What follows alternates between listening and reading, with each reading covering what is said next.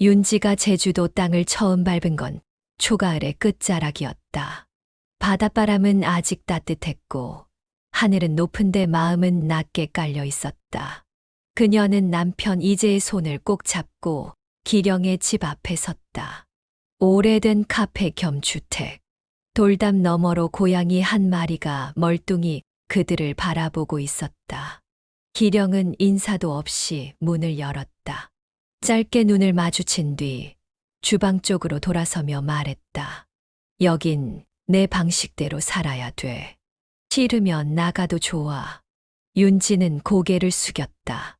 고모라는 이름이 무색할 정도로 차가운 말투였지만 되묻지 않았다. 필리핀에서 온 지 2년. 한국 생활은 낯설었고 가족이란 단어는 더 낯설었다. 하지만 이제 이 집이 그녀의 가족이 될 수 있는 가능성이라 믿고 있었다. 기령은 평생 혼자 살았다. 결혼하지 않았고 누군가를 들인 적도 없었다. 그런 그가 조카의 아내를 받아들인다는 건 쉬운 일이 아니었겠지요.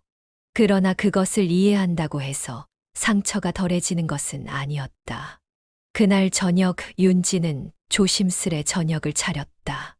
남편은 회식이라 늦는다 했고 기령과 단둘이 마주 앉은 밥상이 어색했다. 된장이 짜네요. 고모님 입맛엔 안 맞을지도 모르겠어요. 기령은 아무 말도 없이 국을 한 숟갈 뜨더니 수저를 내려놨다. 그리고 말없이 자리에서 일어났다. 윤지는 한참을 멍하니 앉아 있었다. 조용한 부엌, 식지 않은 국, 그리고 왠지 모르게 차가운 공기. 그녀는 오늘도 또 실패한 것 같았다. 잠자리에 들기 전 그녀는 어머니와 영상통화를 했다.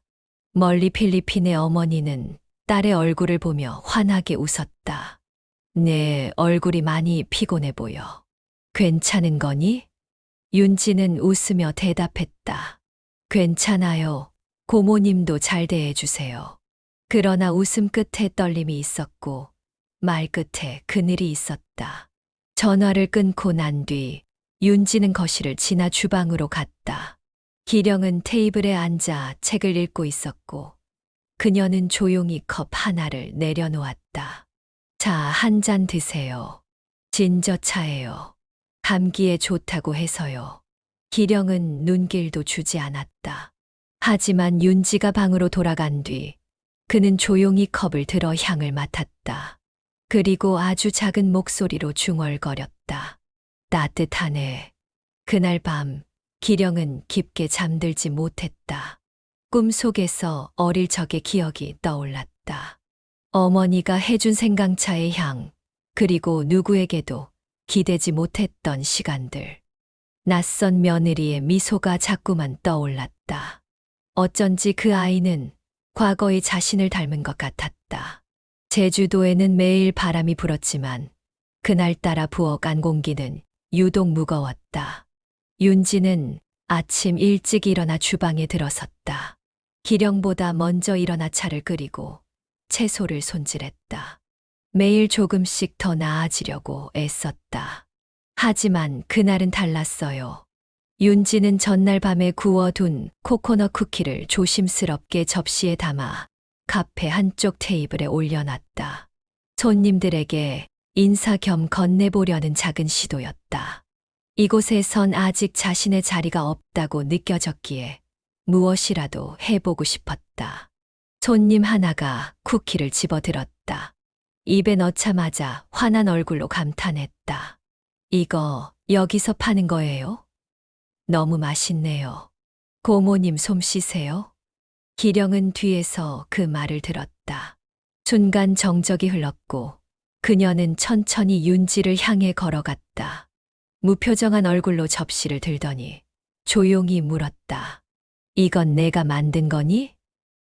네. 남은 재료로 조금만 구워봤어요. 손님들 반응도 좋고 해서. 기령은 한참 동안 아무 말도 하지 않았다. 그리고는 조용히 쿠키 접시를 주방 안 쓰레기통에 털어 넣었다. 윤지는 아무 말도 하지 못한 채 그 행동을 바라봤다. 눈앞에서 무언가가 부서지는 소리가 들리는 듯했다. 내 주방엔 내 손만 있어야 해. 앞으로 이런 짓 하지 마. 목소리는 낮았지만 날이 서 있었다. 윤지는 천천히 고개를 숙였다. 그리고 부엌을 나와 마당 끝에 조용히 앉았다. 햇살이 쨍하고 내리쬐었지만 마음 한구석은 싸늘했다. 그날 저녁 이재가 퇴근해 돌아왔다. 윤지는 아무 말 없이 식탁을 차렸고 기령도 별말 없이 앉았다. 식사 중 이재가 조심스럽게 물었다. 오늘은 무슨 일이 있었어요? 엄마 표정이 안 좋아 보여서. 기령은 숟가락을 내려놓으며 말했다. 내 집에서, 내 카페에서 내가 정해놓은 규칙은 지켜야 해. 아무리 가족이라도 말이야. 윤지는 그 말에 더는 아무 말도 하지 않았다. 남편 역시 분위기를 느꼈는지 고개를 숙이고 밥만 먹었다. 식사를 마치고 윤지는 조용히 방에 들어갔다. 창문을 열자 달빛이 바닥에 스며들었고 그녀는 작은 요리 노트를 꺼내 펜을 들었다. 코코넛 쿠키 실패. 하지만 맛있다고 해준 그 손님의 표정은 잊지 말자. 고모님, 왜 그렇게 화가 나셨을까? 그녀는 그렇게 자문하며 조용히 노트를 덮었다. 자신을 드러낸 결과는 쓰라렸지만 그날의 감정만큼은 깊게 남았다. 그리고 다음 날 윤지는 아침 식탁에 아무런 말도 없이 다시 차 한 잔을 올려놓았다. 기령은 아무 말 없이 바라봤다. 그 따뜻한 향이 다시 어제의 쿠키를 떠올리게 했기 때문이었다. 윤지가 떠난 건 새벽이었다. 아무런 소리도 인사도 남기지 않고 현관 앞에는 남편 이재에게 남긴 메모 한 장이 조용히 흔들리고 있었다. 죄송해요. 저 혼자선 가족이 되기엔 아직 부족한 사람인 것 같아요. 기령은 그 사실을 이재에게 들었다. 이재는 말없이 고개를 떨구고 있었고 기령은 아무런 감정도 드러내지 않은 채 그 말을 들었다. 알겠어. 어차피 오래 못 버틸 줄 알았어. 그러나 그날부터 카페는 무언가 이상하게 변하기 시작했다. 커피는 여전히 따뜻했고 테이블은 반듯하게 정리되어 있었지만 손님들의 발걸음은 점점 줄어들었다. 쿠키는 없어요? 그 외국인 분, 그분은 안 계시네요. 고객들은 한마디씩 물었고 기령은 짧게 대답했다. 그만뒀어요. 개인 사정으로요. 하지만 그 말 뒤에는 설명할 수 없는 공허함이 따라왔다. 윤지가 두고 간 조그만 앞치마가 주방 구석에 걸려 있었고 그녀가 즐겨 쓰던 노란색 머그잔은 뒷베란다 찬장에 그대로 놓여 있었다. 그날 저녁 기령은 문을 닫고 홀로 카페 한가운데 앉았다. 주방 쪽을 바라보며 중얼거렸다. 조용하네. 너무 조용해서 답답하네. 윤지가 없어진 주방은 아무도 손을 대지 않았다. 냉장고 속 반쯤 남은 재료들, 윤지가 끼적여 놓은 레시피 메모, 그 모든 것들이 거기 있었다. 기령은 무심코 윤지의 요리 노트를 펼쳤다. 첫 장에는 낯선 한국어 필체로 적힌 한 줄이 있었다. 가족은 매일 같은 자리에 있어주는 사람이래요. 그 문장을 본 순간 무언가 가슴을 쳤다. 윤지를 가족이라 부르지 않았던 자신이 떠올랐다. 아니, 부를 생각조차 하지 못했던 시간이 더 또렷하게 떠올랐다. 그날 밤 기령은 오랜만에 잠을 이루지 못했다. 그녀는 베개 옆에 조용히 휴대폰을 놓았다. 그리고 다음 날 이재에게 조심스럽게 물었다. 그 아이 지금 어디 있니? 기령은 버스를 탔다. 오래된 가방 하나와 윤지가 남기고 간 쿠키 상자를 손에 들고 있었다. 목적지는 서귀포. 이재에게 들은 쉐어하우스 주소를 손에 꼭 쥔 채였다. 그녀가 윤지를 마지막으로 본 날이 떠올랐다. 조용히 차를 올려두고 방으로 들어가던 뒷모습. 아무 말 없이 사라진 침묵, 그리고 그 침묵이 낳은 공허함. 기령은 스스로에게 자문했다. 왜 그 아이를 그렇게 몰아세웠을까? 내 방식이 아니라고 해서 왜 틀렸다고만 여겼을까? 쉐어하우스 앞에 도착했을 때 윤지는 마당에서 채소를 다듬고 있었다. 머리를 질끈 묶은 채 작은 쟁반 위에 피망과 고추를 정리하고 있었다. 기령의 그림자가 드리워졌을 때 윤지는 고개를 들었다. 그녀의 눈은 예상보다 흔들리지 않았다. 고모님이 여긴 어쩐 일이세요?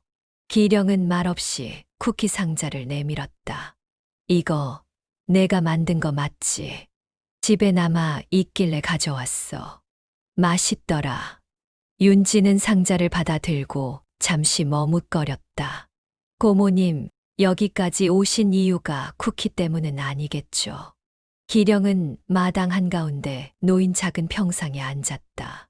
그리고 천천히 말했다. 사과하려고 왔어. 그땐 몰랐는데 지금은 알겠더라. 내가 틀렸다는 거. 내가 너를 가족이라고 느끼지 않으려고 했다는 거. 윤지는 아무 말 없이 고개를 숙였다. 기령은 그녀의 옆에 다가와 앉았다. 내가 떠난 뒤에야 깨달았어. 말 없이 조용히 웃던 그게 얼마나 소중한 온기였는지. 윤지는 조심스럽게 입을 열었다. 처음엔 고모님이 저를 싫어하시는 줄 알았어요. 아무리 노력해도 벽이 느껴졌거든요. 그 말에 기령은 눈을 감았다. 맞아. 벽이 있었지. 나도 누가 들어오는 게 무서웠나 봐. 그래서 먼저 밀어냈어. 침묵이 흘렀고 그 속에서 두 사람은 오래 머물렀다. 그리고 기령이 조용히 말했다. 돌아오면 안 될까? 이번엔 내 방식대로 해도 괜찮아. 나도 배워보고 싶어. 윤지는 한참을 생각했다. 그리고 조용히 고개를 끄덕였다. 한 번만 더 해볼게요. 이번엔 저도 고모님의 온도에 맞춰볼게요. 기령은 작은 미소를 지었다. 처음으로 마음이 조금 따뜻해진 듯한 느낌이 들었다.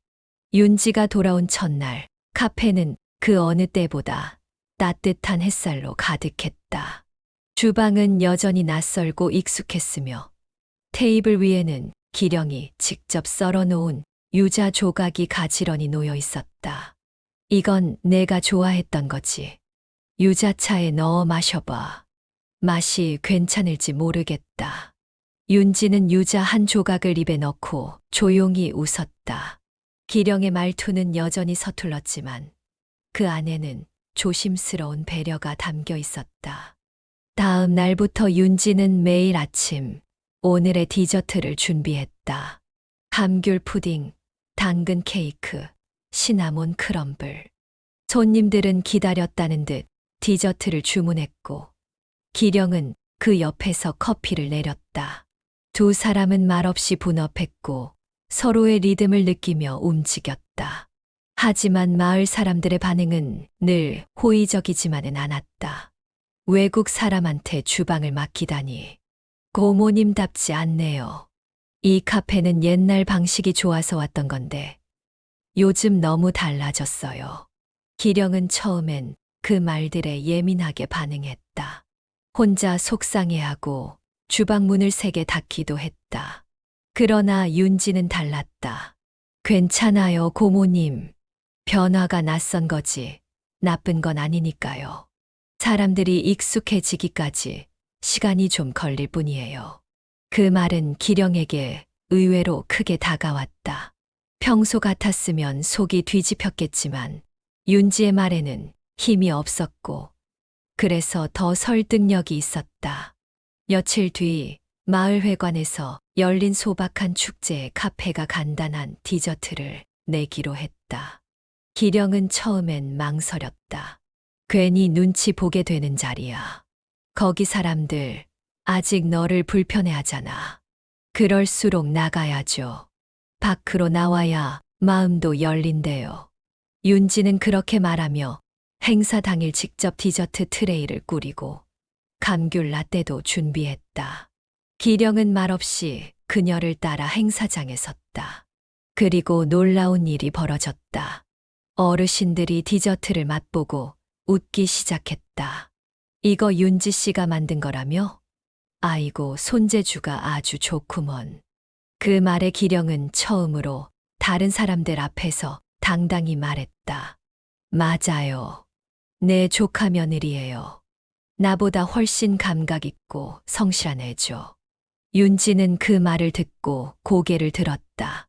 처음이었다. 사람들 앞에서 가족이라 불린 건. 집에 돌아온 후 윤지는 조용히 기령에게 물었다. 오늘 저를 가족이라고 하셨죠? 그럼 가족이잖아. 내 집에 살고 내 마음을 흔들었으니까. 윤지는 아무 말 없이 웃었다. 그 말 한마디가 수많은 오해보다 강하게 가슴에 남았다. 겨울이 다가오자 카페는 더 바빠졌다. 제주로 여행 온 사람들은 따뜻한 커피 한 잔과 윤지의 디저트를 즐기러 줄지어 찾아왔다. 기령과 윤지는 어느새 눈빛만 봐도 서로의 움직임을 알 수 있을 만큼 익숙해졌다. 그러던 어느 날, 기령의 친언니가 서울에서 내려왔다. 마을 사람들이 모두 아는 보수적이고 말이 많은 사람. 기령은 그 앞에서 윤지를 어떻게 소개해야 할지 고민이 깊어졌다. 결국 이렇게 말했다. 얘가 우리 집에서 같이 지내는 애야. 손도 야무지고 사람도 괜찮아. 윤지는 조용히 듣고 있었지만 마음 어딘가가 찢어지는 기분이 들었다. 가족이라고 불렀던 사람 입에서 같이 지내는 애라는 표현이 나왔기 때문이었다. 그날 밤 윤지는 방에 들어가 요리 노트를 펼쳤다. 몇 번이고 펜을 들어 문장을 쓰다 지우기를 반복했다. 고모님에게 난 아직 조심스러운 존재일까? 다음 날 카페에는 기령 언니가 손님들과 함께 왔다. 테이블마다 윤지의 디저트를 칭찬하는 목소리가 이어졌고 언니는 손님 앞에서 웃으며 말했다. 요즘 외국 사람들도 이런 건 잘하네. 그래도 조심은 해야지. 어디까지나 식구가 아닌 사람한텐 말이야. 그 말에 윤지는 순간 멈췄다. 그리고 기령의 반응을 바라봤다. 기령은 말없이 커피를 따르며 고개를 숙였다. 그날 저녁 윤지는 평소처럼 차를 내놓지 않았다. 대신 기령에게 조용히 말했다. 고모님, 저 잠깐 나가 있을게요. 생각 좀 하고 싶어서요. 기령은 그 말에 대답하지 않았다. 그저 조용히 수저를 내려놓고 고개를 돌렸다. 침묵은 무겁고 식탁 위 된장국의 김마저 낯설게 느껴졌다. 며칠 뒤 윤지는 카페 창고에서 유리잔을 꺼내다가 실수로 그것을 떨어뜨렸다. 바닥에 산산조각이 났고 그녀는 맨손으로 조각을 줍다가 손가락을 베었다. 무슨 짓을 한 거야? 조심 좀 하지. 기령은 소리를 높였고 윤지는 손가락에서 흐르는 피를 감추며 말했다. 죄송해요. 제가 너무 덤벙거렸죠. 기령은 붕대를 꺼내 건네며 말없이 등을 돌렸다. 따뜻하게 감싸주는 손길은 없었다. 그날 밤 윤지는 이불 속에서 조용히 눈을 떴다. 어둠 속 기령의 방 쪽에서는 아무 소리도 들리지 않았다. 단절된 느낌, 인정받고 있다고 믿었던 마음이 다시 흔들렸다. 내가 착각했던 걸까? 아니면 고모님은 여전히 내게 선을 긋고 계신 걸까? 윤지는 눈을 감았다. 하지만 마음은 더욱 선명하게 흔들리고 있었다. 그렇게 두 사람 사이에는 다시 작은 균열이 생기기 시작했다. 밤이 깊어갈 무렵 카페의 불이 꺼지고도 두 사람은 각자의 방에서 잠을 이루지 못했다. 기령은 식탁 위에 놓인 붕대 상자를 바라보며 생각에 잠겨 있었고 윤지는 창가에 앉아 밤바다 소리를 듣고 있었다. 문득 기령이 윤지의 방 문을 두드렸다. 낯선 시간이었지만 그녀는 조용히 문을 열었다. 고모님, 무슨 일이세요? 잠깐 이야기 좀 하자. 할 말이 있어서. 두 사람은 부엌에 마주 앉았다. 김이 빠진 보리차가 테이블 위에서 미적지근하게 식어가고 있었다. 며칠 전 언니가 그런 말을 했을 때 왜 아무 말도 안 하셨어요? 기령은 고개를 숙였다. 윤지의 목소리는 차분했지만 그 안에 깃든 실망은 분명했다. 전 그냥 한 번이라도 고모님이 제 편을 들어주셨으면 했어요. 기령은 입을 열지 못했다. 그 말 한마디에 마음이 얼어붙은 듯 아팠기 때문이었다. 가족이라고 했잖아요. 그런데 왜 그 앞에서는 아닌 척 하세요? 그 순간 기령의 눈이 붉어졌다. 그리고 조용히 입을 열었다. 나는 내가 처음엔 불편했어. 너무 밝고 너무 달라서.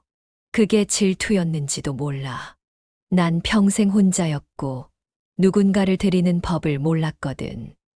고모님, 내가 그렇게 말 안 해도 넌 늘 다정했지. 그런데 그 다정함이 날 더 초라하게 만들었어. 그래서 밀어낸 거야. 아니, 미리 차단한 거지. 윤지는 말없이 기령을 바라봤다. 처음으로 고모의 눈에 눈물이 맺히는 걸 봤다. 근데 이제 알겠어. 가족이라는 게 같은 피를 나눈다고 생기는 게 아니더라. 날 이해해주고 내 곁에 있어주는 사람. 그게 가족이더라. 기령은 고개를 들었다. 윤지야, 미안해. 정말 많이 미안했어. 그 말에 윤지의 눈가도 붉어졌다. 그녀는 천천히 고개를 끄덕이며 말했다. 저도 서운했어요. 하지만 고모님 마음, 이제 조금은 알 것 같아요. 두 사람은 말없이 손을 맞잡았다. 조용한 부엌 안, 오래된 상처들이 마주 앉아 처음으로 서로를 쓰다듬는 밤이었다. 그리고 그 순간 윤지는 마음속으로 중얼거렸다. 이제 정말 가족이구나. 겨울이 지나고 제주에는 봄 기운이 서서히 번지고 있었다. 바닷바람도 제법 부드러워졌고 카페 앞 화단에는 윤지가 심은 노란 수선화가 고개를 들기 시작했다. 간판이 바뀐 건 3월의 어느 날이었다. 기령이 먼저 말했다. 간판 좀 바꿔볼까? 내 이름도 같이 들어가게. 윤지는 놀라 눈을 크게 떴다. 정말 괜찮으시겠어요? 기령은 잠시 미소를 짓더니 고개를 끄덕였다. 이제는 너도 이 집 사람이니까. 카페도 너랑 같이 만드는 거고. 며칠 뒤 간판은 새롭게 달렸다. 고모와 윤지의 커피바. 마을 사람들은 고개를 끄덕이며 말했다. 이제 진짜 같이 사는 사람들 같네. 보기 좋네요. 기령은 예전보다 말수가 줄었고 윤지는 더 자주 웃었다. 그들의 일상은 크지 않았지만 단단했고 매일 반복되는 순간들이 서로를 더 가깝게 만들고 있었다. 윤지가 디저트를 굽는 동안 기령은 정성껏 커피를 내렸다. 어느 날은 기령이 디저트를 손보기도 했고 윤지는 커피 추출법을 배우기 시작했다. 서로의 영역을 넘나드는 일이 많아졌지만 더 이상 그건 간섭이 아니었다. 관심이고 배려였다.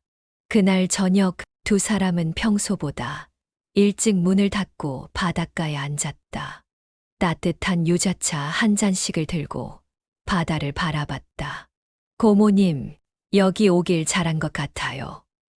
그래, 나도 너를 드리길 잘한 것 같아. 말없이 웃은 그 순간 바람이 불었고 두 사람의 머리카락이 가볍게 흩날렸다. 같은 방향으로. 집으로 돌아가는 길, 윤지가 조용히 말했다. 고모님, 다음 주에 엄마가 오세요. 필리핀에서. 그래? 잘 됐네. 우리 카페 음식 중에 엄마가 좋아하실 만한 거 뭐가 있을까? 다음 날부터 두 사람은 함께 윤지 어머니를 맞이할 식단을 준비했다. 주방은 분주했지만 그 분주함 속에 묘한 설렘이 있었다. 일주일 후 윤지 어머니가 도착했다. 언어는 통하지 않았지만 기령은 눈으로 웃고 손으로 인사했다. 윤지 어머니도 환하게 웃으며 고개를 숙였다. 그날 밤 세 사람은 작은 상에 둘러앉아 저녁을 먹었다. 서로의 말을 알아듣지는 못했지만 공기는 충분히 따뜻했다. 식사를 마친 후 기령은 윤지에게 속삭였다. 고마워. 나한테 이렇게 예쁜 가족을 만들어줘서. 윤지는 기령의 손을 잡았다. 저야말로요. 정말 감사해요. 밤이 깊어갈수록 집안은 고요했지만 그 고요함은 외로움이 아닌 평온함이었다. 바람이 살랑이고 창문 너머 노란 수선화가 조용히 흔들렸다. 그 집엔 이제 혼자 사는 사람도 없고 외국 사람도 없고 가족 아닌 사람도 없었다.